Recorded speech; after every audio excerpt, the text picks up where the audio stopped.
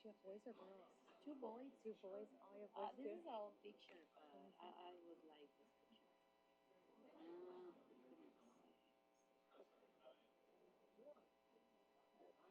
This is 2 years ago.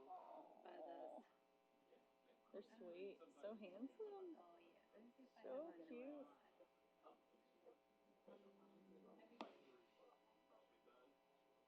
Look at this on the Okay. cruise.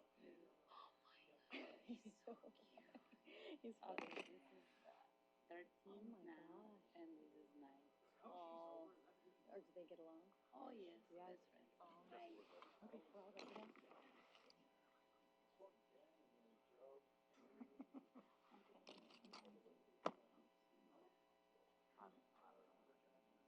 I've seen him before, but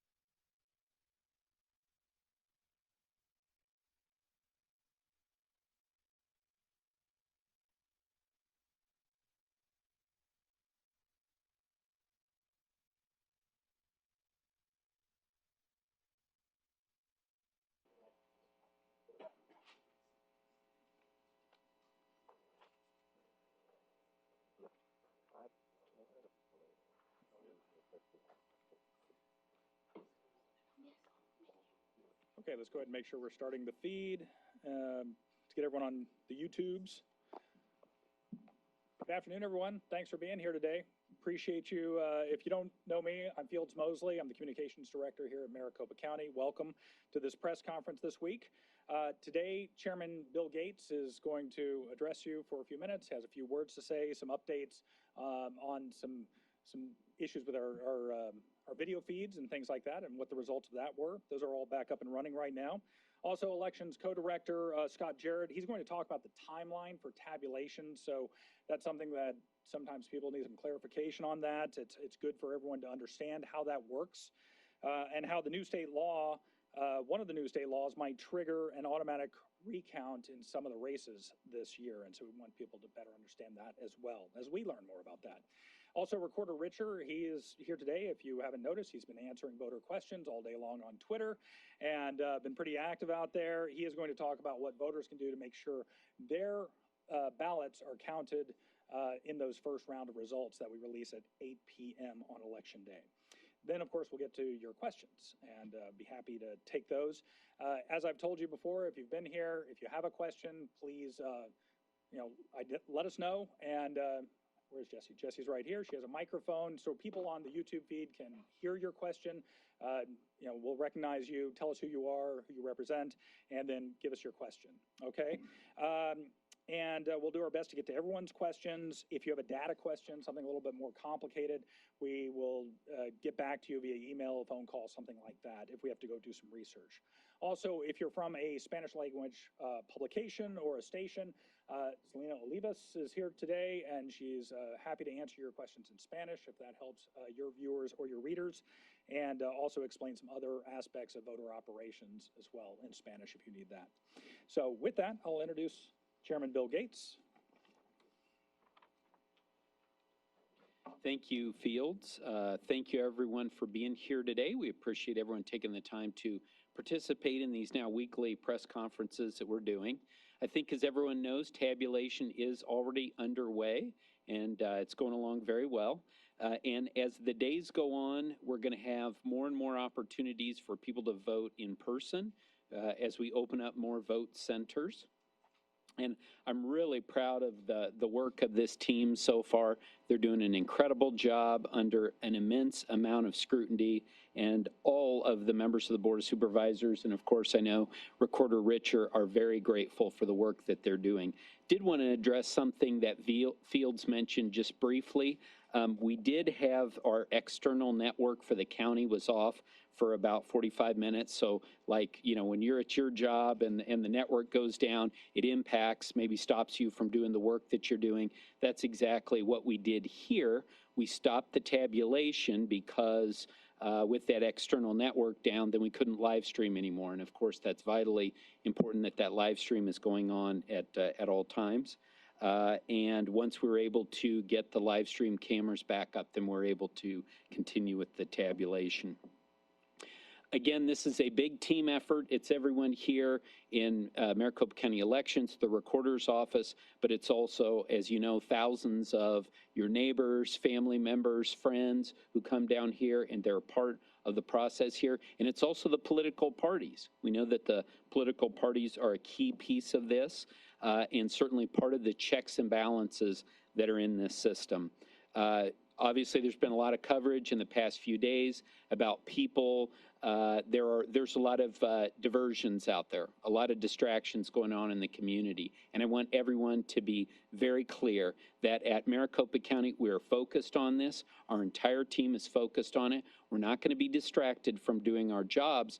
And more importantly, we're not going to be distracted from protecting every single citizen's right to vote in this election. So I want people to know that however it is that they choose to vote, if they want to vote by dropping off their envelope in a drop box, we're going to protect that. If they want to do it by mail, we'll protect that. Or if they want to vote in person, either before Election Day or on Election Day, we will absolutely be defending that. And I also wanted to acknowledge, first of all, Eddie Cook, our county assessor, is in here, and one of my colleagues on the Maricopa County Board of Supervisors, Tom Galvin, who represents District 2. Tom, thank you for your hard work on behalf of your district and all of Maricopa County. And with that, I'll turn it back to Fields. All right, thank you, Chairman Gates. Well, Co-Director of Elections, Scott Jarrett, is here to talk a little bit more about everything we outlined earlier. So, Scott, take it away. Thank you, Fields. Good afternoon. So I'll be starting my presentation with some information about where we are in the election cycle, as well as providing some statistics on voter participation so far throughout the election cycle. So we just crossed over the midway point in the midterms elections. So what that means for voters is they have 13 days to be able to return that early ballot to us if they have not returned it, or if they want to vote in person at any one of our voting locations to be able to have that ballot counted in the midterm elections. So as of yesterday, we've had 1.9 million voters request an early ballot. Of that, we've had 359,721 voters return that ballot. They've returned that through 3 different modes, either by mail. There's 336,634, or 93% of voters have returned their ballot by mail. By drop box, we've had nearly 20,000, that's 19,619, or 6%. Or voters that have voted in person, that's 3,468, or 1%. So all those early ballots must go through a validation process. So in Maricopa County and in the elections world, that means they go through a signature verification process to verify that they can be counted and validated. So after they go through that signature verification process, they will then be sent to our bipartisan processing teams to separate that ballot from the affidavit envelope, creating that secret ballot and sending it on to tabulation. So as the chairman mentioned, we have started our tabulation earlier in the week. That was on Monday. So far we have 53,187 ballots ready to be reported in that first post on election night at 8 p.m. So now turning to how voters can participate in the midterm elections. So we in Maricopa County provide a wide array of options for voters to be able to participate, whether that's by mail, taking their ballot and dropping it off in any U.S. post office box, those blue boxes that are out there throughout the county, returning that to any one of our voting locations. So that's vote centers as well as standalone drop boxes. Also participating at any one of our vote centers. So we do have a few key deadlines coming up very soon. So this Friday, October 28th at 5 p.m., that's the last day that a voter can request a ballot by mail. Also on that same day, October 28th, we'll be opening our next phase of vote centers. So we'll be adding 44 new vote centers. So we'll have a total of 56 voting locations available for voters, plus the 13 standalone drop boxes for voters. We'll then have another phase that opens. This is going to be November 7th. It's our third phase. We'll have 128 vote centers open at that point in time, as well as then 12 standalone drop boxes. And then on election day, we'll have a total of 223 vote centers available for voters, along with those 12 standalone drop boxes as well. And now I'll be turning over to some of what Fields mentioned in our agenda, is talking about some key timelines related to tabulation and election results, and I'll be answering just some common questions that we get about that. So the first question is, what will be included in the 8 p.m. results on election night? And we are planning to include all of those ballots that have been returned to us by Saturday, that's November 5th, so 3 days before the election. Now, there's a key point here that we have in hand at the election center on that Saturday, November 5th. So if you're returning or mailing that ballot back to us, the post office recommends that that be returned to us on November 1st for us to be able to have it by election day. So if you want it in those results by those first results posted at 8 p.m. on election night, you might want to send that back to us a few days before November 1st. But if you're voting in person or dropping that ballot off that Saturday, November 5th, we should be able to have that in those results at 8 p.m. on election night. The next question we get a lot is, when will you be done reporting on election night, and how frequently will you be posting those results? And as our bipartisan poll workers are returning those ballots to us on election night, as well as those encrypted memory cards, we'll be reporting those results throughout the entire night. We estimate that it'll be anywhere from every hour to 90 minutes, but those are estimations as those poll workers are coming in. They'll need to return those directly either to the elections department if they're close by locations. If they're in our more remote locations throughout the valley, they'll be going to secure receiving sites. We partner with the Maricopa County Sheriff's Office to have deputies at those sites, as well as we'll have bipartisan teams checking the chain of custody. So to make sure that we can transmit those results securely from our voting locations, do it reliably and accurately, it can take time. So looking back at historical, so similar like elections, 2018 general election, 2020 general election, it was about 2 a.m. in that next day, Wednesday morning, that we posted results. I think that'd be a good estimate for this election as well. So 2 a.m. that next day, when we'll have that final post on election night. So the next question is, when will we be done counting all ballots? So we're estimating that it will take us about 10 to 12 days to post those final results. And why? And one of the reasons is because in Arizona, many voters, and it's a very popular mode of voting, is to actually return that early ballot on election day. In the August primary, we had 15% of our voters return that ballot on election day. And it takes time to go through that signature verification process, to go then through those early ballot processing boards to separate and create that affidavit envelope and that ballot to create that secret ballot, and then to send that on to our tabulation team to get those results posted. So we're estimating that we'll have between 98 and 99% of ballots reported by that Friday after Election Day, 72 hours. So that happens to be Veterans Day. So we will be working on Veterans Day to ensure that we're able to keep those ballots flowing and those results being posted. So we are anticipating also that we'll take then that full 10 to 12 days to be able to post those final results. One of the other reasons is because there's the statutory cure deadline. So this year, in statute, it provides 5 business days because of that Veterans holiday. that creates actually 8 calendar days for voters to be able to cure their question signature, or if they showed up at a voting location and had a conditional provisional, they didn't show the right type of ID. So the last question I'll be answering is, how will voters know how many ballots are left to count and when we'll be posting results through those days after Election Day? And so with all of our results, we'll be issuing a press release, and they'll provide an estimate of how many ballots we have left to count, as well as what were those ballots that were included in that post. And then it will also show when our next post will be, and we'll provide it, and that'll be a daily post that we provide that press release. So the last item I'll be talking about is the automatic recount. And so in the last legislative session, this was Senate Bill 1008, and it increased the likelihood that automatic recounts would happen, not only that they'll happen on a single contest, but could be many contests on the same ballot. And essentially what this has taken is a small number of the variance between the top 2 candidates in a contest would trigger to a large number. So for example, in a statewide contest, and it's pretty reasonable to expect that we could have 3 million ballots voted in a statewide contest. Prior to this law, that would have been 200 ballots or less would have triggered that automatic recount. Now, with this new state law, it could be upwards of 15,000 ballots separating those 2 top candidates, or the yes, no in a proposition that would trigger a automatic recount.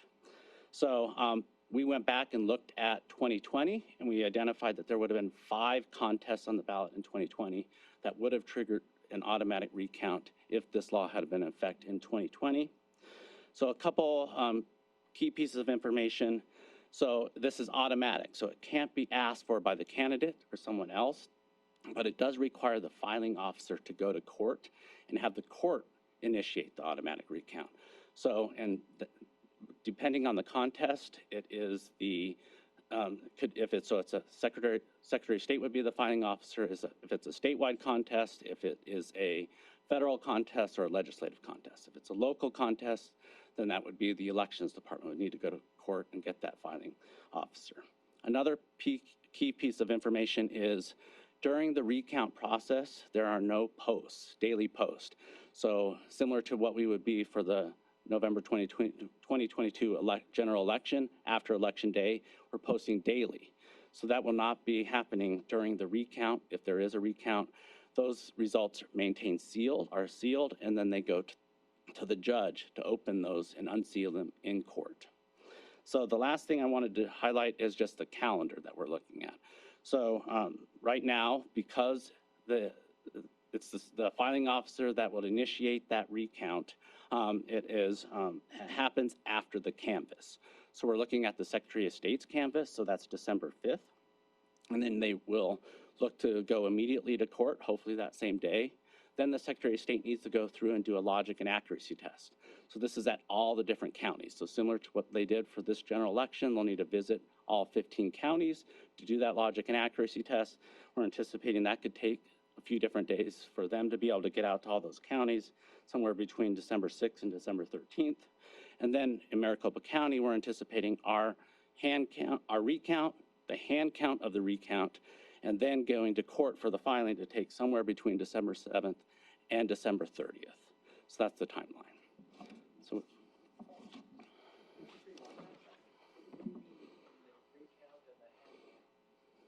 So in state statute, if you have a recount, and if it's for a federal office, a statewide office, or a legislative office, it also requires a hand count to be performed of those contests. And it's an expanded hand count, a higher percentage. That's correct. It's 2% of the ballots that are included in the races that are being recounted. Some races might not be decided by December. If they fall within the recount statute, this new statute. Tell us which 5 elections last time around? Thank you, sorry. Can you tell us which 5 elections last time around would have been affected by this new law? So it was the presidential contest, it was the county recorder contest, it was the Maricopa County Board of Supervisor District 1, and then there was Senate. I don't have There's one legislative district contest is in the Senate, state Senate, and then I believe it's the corporation commissioner. And with that, I'll turn it back over to Fields. Yeah. So I know there were a lot of numbers there. I think let's not miss the number that 99% of the ballots will be counted by the Friday after Election Day. And then obviously Scott talked a lot about the cleanup efforts and everything that has to take place by statute in order to get all the ballots counted. And this is a conversation we've had a number of times, and Recorder Richard might want to touch on this, but that the media might choose to call contests, and that's part of their prerogative, but certainly here at at Maricopa County and at the Elections Department and the Recorder's Office, this is about counting every single legitimate ballot that is filed in this election. So that's what will be going on here at the Elections Department. Recorder Richard. All right. I'm Stephen Richer, Maricopa County Recorder. Bram, I already promised the team you would bring eggnog on December 25th to the team, so we'll see you there. I think that I am supposed to, it's incumbent upon me to admonish you all that today is October 26th, as I have been posting. And if you get your ballot back to us today, it will be part of the 8 p.m. results on election night. So that's just putting a finer point on what Scott said, but really, again, lots of people ask, why don't you have all the election results on election night? Well, it really goes to those early ballot drop-offs on election day, and that's because we can't even start to retrieve those until all voters are outside of the voting location. So polls close at 7 p.m. Yes, polls close at 7 p.m., but that doesn't mean that everyone's done voting at 7 p.m., because if there's anything of a line, then maybe you don't even get your ballot until 7:20, and then heavens knows this ballot has like 75 contests plus, including 10 propositions, so some people are going to be taking 30, 35 minutes to fill out this ballot, which means we don't kick you out of there until, we never kick you out of there, but you might not leave until 8:15, which means we're not starting to retrieve the memory drives and the early ballot drop-offs until 8:15, which means we're not starting to do the imaging, which is the first step of the scanning that barcode to make sure it's to a registered voter, make sure that that voter only has one vote associated with it, and then we can begin the signature verification process. I promise you that everyone who's on this team will be working their butts off every single day, and including on election day and through election day. We know everyone would like results faster. If you want to help us out with that, well then get your ballot back to us now. I mentioned to Kyung before we came over here that communicating the process is every bit as important now as administering the contest elections. And maybe that's not exactly true, but administering the election is paramount, but communicating about it is very important as well. So I've been trying to do everything I can to personally answer as many questions as possible, and so too has our team. So I'm going to give you a few statistics on that. And what's fascinating to me is we have actually received roughly the same number of calls and emails. So in the month of October, we have received 27,000 calls related to elections to our STAR call center. Now, I mentioned 2 weeks ago that the average call pickup time was 1 minute. That has increased to 2 minutes, but we are resolving 70% of calls within 30 seconds, which is something that we're very proud of. Eddie, John, the treasurer, and I were down at the Star Center today, and the team is firing on all gears there, and we're really proud of the work that they've done. We've hired 50 temporary workers to staff our calls for voter calls, and so we think that that's going well, and we think that's even in better position than it was for the August primary. Regarding emails, like I said, we've received about 27,000 emails since the election began relating to election administration. We are responding to emails sent during the work hours within an hour to almost every single email, and that's something that I'm definitely proud of. We talk a lot about sort of the external environment in elections, but what we should be focused on are the things that we can control, and this is something that we can control, and it's something that I'm incredibly proud of from a customer service standpoint, that we're turning an average email in under an hour. What are people asking about? Lots of people wanted to know, I want my ballot now. So as soon as they went out, ballots went out on October 12th, people would start emailing on October 13th, and of course, God bless social media, but as soon as somebody else posts that they have their ballot, well, then everyone wants their ballot, and that's exciting, and we're happy for people. We've also received a lot of one-time ballot requests, or I've spilled coffee on my ballot request, and things of that nature. 32% of those emails have been voter registration updates. 30% have just been questions about early voting. 12% have been about voting locations, simply where do I go to vote. 9% have been about the active early voting list, either wanting to move on or wanting to move off. 7% have been just constituent feedback. 3% have been about signature verification, wanting to know what their signature looks like, wanting to know about the process. 2% have been about general questions. And if that doesn't add up to 100%, well, I'm sorry. I think that's all I have to say. And yeah, I appreciate everyone being here as always, because as we said, a lot of people have a lot of questions about elections right now. We welcome that. We're excited by that. There are very positive ways to get involved in the process. One of them is asking questions. Another one's volunteering with your political party. And yes, we are still hiring for a few spots to work elections. So if you're super excited about it, come on down, get involved at maricopa.vote. All right, thank you, Recorder Richard. Appreciate that. So at this time, we'll open it up for questions. Quick reminder, I see Kyung Law already has her hand up, and then we'll go to Yvonne. So please tell us who you are, who you're with, into the microphone so the people out on the internet can hear you. Kyung Law from CNN. Could you go over the triggering of the automatic recount, that 15,000 number? Could you just clarify that just one more time for us? Scott? So the Senate Bill 1008 changed the threshold, so it was at 0.1%. Now it's gone up to 0.5%, but there were other parameters around that. So for a statewide contest, it was 0.1% or 200 ballots or fewer. So because now it's 0.5%, and I just used an estimation about 3 million ballots in a statewide contest, you can do that calculation. So 0.5% of 3 million ballots, you get 15,000 ballots. That then would trigger if there was a difference between the top two vote getters in that contest. Yvonne Winget Sanchez. On the post-election hand count audit, there were calls in 2020 to do it at a number higher than 2%. I see some of that chatter online again, calling for 5%. What is the response to those demands going to be as they grow louder? 2%. I'm sure Recorder Richard or the chairman might have some, but 2% is a statistically significant number, and that is why it's in state law. It's there to make sure the tabulation machines are working correctly. This is a partnership, as most of you know, with political parties. They come in, they perform that hand count, and in 2020, the hand count was 100% accurate, or matched 100% with the machines that had tabulated those election results. Are you looking for somebody specific to answer that question? Recorder Richard, do you have anything else to add to that? I would just supplement that. Please come to the microphone. We also do a post-election logic and accuracy test, which is, again, feeding a stack of ballots into the machines to make sure the machines are reading. And again, the purpose of the post-election counts isn't to recount everything, but it's to make sure that the machines were tabulating the votes as intended. And so between that statistically significant test done by the political parties and the post-election logic and accuracy test, that provides a very, very, very, very high degree of certainty that the machines are working as intended. Chairman Gates, do you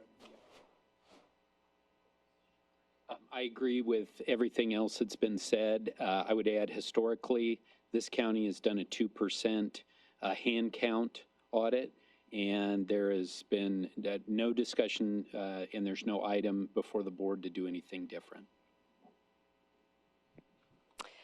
Ashley Holton with ABC 15. You guys mentioned distractions today and wanting to make sure that everyone feels secure. Have you guys had any other complaints of alleged voter intimidation or people watching ballot boxes that you can tell us about? I'm not sure if we have anything new to add on that. Ashley, we don't have any new complaints or anything else that we've forwarded. I'm not sure if the Secretary of State might have something. I know they have been handling some of those formal complaints. All right. Let's go to Jeremy, then we'll go to Bram. Jeremy Duda with Axios. We've heard a lot of allegations, including from candidates, about problems with chain of custody for ballots in 2020. Can you walk us through that process for how chain of custody is tracked and guaranteed, and kind of explain how you know that those allegations are not true? And are there specific allegations about the chain I of think there was custody? an allegation about 740,000 ballots that didn't have a proper chain of custody, or whether that was unknown. But more than anything, I'd kind of like to walk through what that process is for kind of tracking chain of custody and like how you know where those ballots are and where they've been. Mailing it back, or are you dropping it off? For all of them. You make it difficult on us. So, yeah. So, all right, Scott. Well, Jeremy, I'll try to not keep us here for 3 or 4 hours describing that. So essentially, we have very robust chain of custody throughout the entire process. So if it's dropping it off at any one of our voting locations, performed by bipartisan teams going out to those voting locations, they fill out chain of custody logs. When they arrive on site, they're filled out by both those bipartisan teams and the inspector that's on site. There's tamper evidence seals that are logged and then placed on any of those secure transport containers, bringing them back to the elections department. Then they go through an audit once they come back to the elections department. And anytime they transfer custody from one location to the other, it's all documented.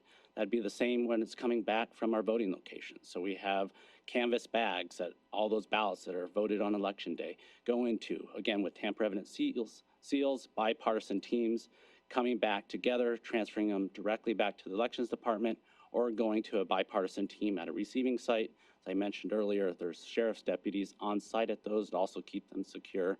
So every single stage of the process is documented, and we can track that ballot throughout. So if there's a problem with the paperwork, like somebody forgets to sign something or put their name down on a particular piece of paperwork, that's part of that chain of custody. There are other safeguards that kind of show and make sure that you know where those ballots have been and who's had them? That's correct. And in 2020, when we went through and we looked at that paperwork, there was very, very small administrative errors, and usually it was when we had a bipartisan team going out on site. They'd fill out 3 or 4 different chain of custody logs, those early ballot transport statements, and one of the team members may have forgotten to sign the last log, right? But that did not prove that they weren't on site. They were on site. They were documented on those other forms, but very, very, very, very small percentage of those signatures were missing.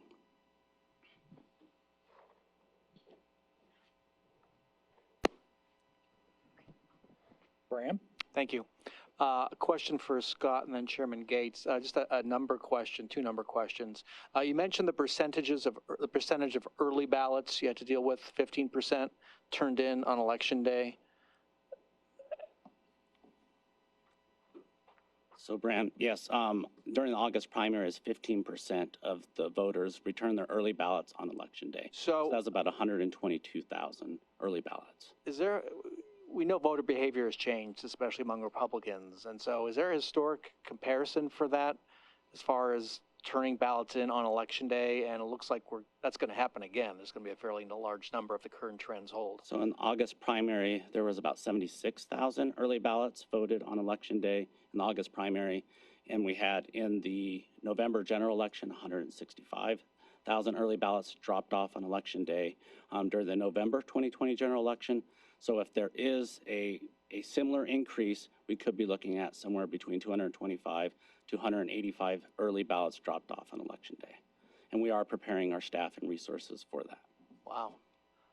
Second number, can you give voters a hard deadline for when they should mail their ballot in to make sure it gets in on time? What was November 1st? Was that the deadline? November 1st is the recommended date by the U.S. Post Office that we would receive it by election day and be able to have it counted as part of this election. Okay.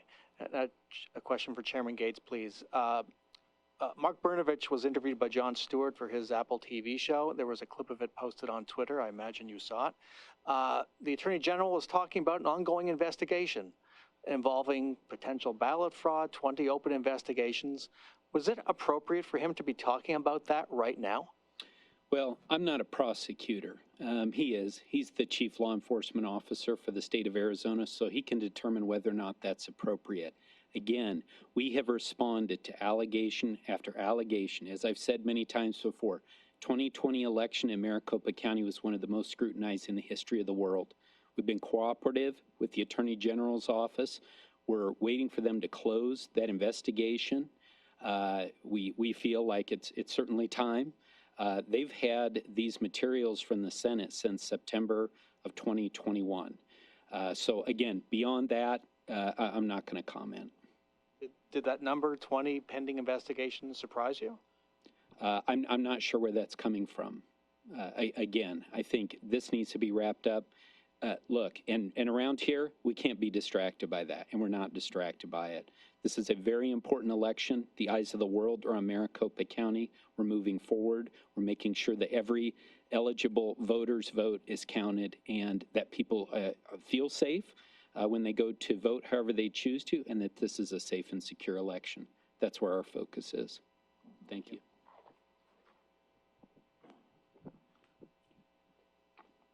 Another question back there? Okay, good. Real quick one. Say somebody has dropped out of a race, but they're still on the ballot. Kind of what's the process for that on getting rid of people like that? And specifically, has Randy Kaufman officially dropped out of the race? Is that something that you guys handle, or how does that work? So Ray Valenzuela is our other elections co-director handling early voting, and so I'll let him address that. Well, since we are in the process, there is multi-tiered, depending on when, obviously if the ballot's been printed specifically for candidate Kaufman, then we can't remove that. So then but even at that, had we not printed the ballot, we would have needed an official withdrawal statement. We have yet to receive that, and basically it's filed with the officer in charge of elections. So at a state level, it will be with the Secretary of State, official filing. At a local level, county would be with us. We have yet to receive for candidate Kaufman an official withdrawal, so we could not even move anything forward. Let's say as Kaufman, as an example, he's printed on the ballot. If we had an official withdrawal at a certain point, we could then not report or not count those, so that, it's not reflected in the canvas. But at this point, he is a regular candidate, and his votes cast would be counted until he officially withdraws. And potentially could get elected. Technically, potentially could get elected. He is not an officially withdrawn candidate. Thank you, Brett. Looking around the room, anybody else have a question? Yvonne? What election workers' schedules are going to look like? Are they going to have Thanksgiving off? Are they going to have Christmas off? What does that look like for them? And sorry. Scott will definitely address that. So I went through the timeline. We are looking to get, the results posted, those final results posted for the general election, 10 to 12 days. So that should actually afford some time off around Thanksgiving for our staff, which they're looking forward to it. As we move into December, we are working with our staff to try to get a schedule so they're not having to work for the entire month of December. But yes, we are looking for very long hours through the holiday period in elections. And then I also wanted to address the withdrawal of candidates. Once we get to the logic and accuracy test, we can no longer remove them from the results reporting. So anybody in that passed a couple weeks ago, so anybody who withdraws subsequent to that, they will be reported on results.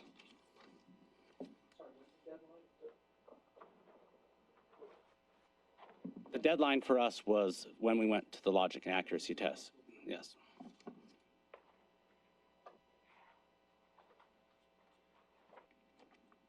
Anybody else have a question?